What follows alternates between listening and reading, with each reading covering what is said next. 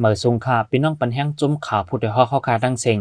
ยามหลิวจุ่มจ้าเพียนหาลอกไล่เอาเงินอำถูกเจ้าหมายมีเงินลำนั้นเป็นเงินอันถูกเจ้าหมายมีเงินขาวขึ้นกำบานำใจตีกุนหับแลกเงินเขาเป็นตัวยือมาแลกุนแลกเงินเขามังเจอญาแหลนมังเจอญาปิกอึดยีเงินก็มีเนี่ยค่ะ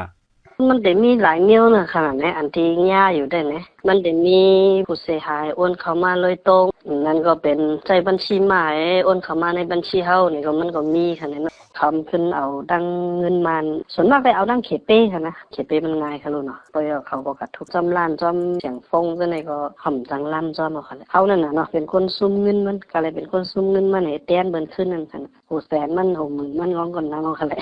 เอาเหตุการณ์ได้กินอีกนึงออดได้มันมาเป็นให้ไหนมันก่อนนำให้เนาะกุนหับแลกเงินเขายังลาดว่าย้อนเงินจุ่มจ้าเพียนในเข้ามาในปรับยิงเงินเขาแลเฮ็ดให้ไหลต่อสู่เรื่องอมุคติจะไหนมังเจอย้อนเงินเจอนั่นเสกว่าลาตียิงเงินเจอไหนก็ยังอำไว้น้ำหนักในค่ะปานจะในคำว่าซีเรียสการร้องไหนเพราะว่าสิพงจุเขาก็กับจ้าแผนก่อนในมาแหลกและยาอึดปานกว่าเรื่องนั้นแล้วก็ยาเรื่องในมันขันใจนั่นน่ะสังตัวกับต่างก็แย่เขาผมเป้เพราะปักใจมันจังหนังเมืองไทยมันจังอาจเข้าเป็นมาแล้วในซ้ำมันเป็นไทยหาบันตัวเยอะและใต้หาบันตัวเยอะมันนั่นน่ะแล้วเขาได้มาแหลกตั้งอันแหลกเงินว่าอีนะมันได้ค่าแค่แหลกเงินเนาะเขาได้มาล้านซะนะมันตุ้มได้เลยนะเงินคำว่านั่นน่ะเพราะฉะนั้นเพิ่นมายอบไหนก็เขากันน่ะได้ย่ายอบอันปกวนเหรียญนั่นย่ายอบนั่นก็แค่ว่าได้เจ้าปานนั่นน่ะได้ย่ายอบ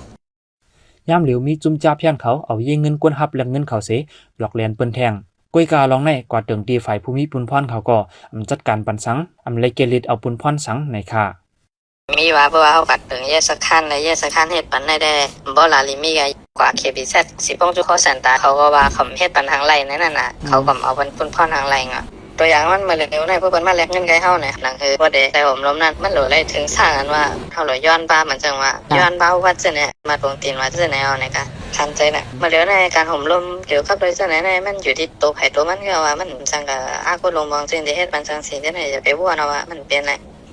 ยามหลิวในเมืองใดจอมเจอนาดีจุ่มยิบกองกังหลายดีก็มีจุ่มจ้าเพียนเขามาอยู่เศร้าไว้เมื่อวันที่9เดือนธันวาคมในตาดีเพียวมวยกันนอกแลนออนไลน์ในเสอยู่ที่เมืองแขเลยปืนเผาที่ยอบกวนเมืองแขอันเกี่ยวข้องจุ่มจ้าเพียนปากปลายอันมีอยู่ในตอนเหนือเมืองมัน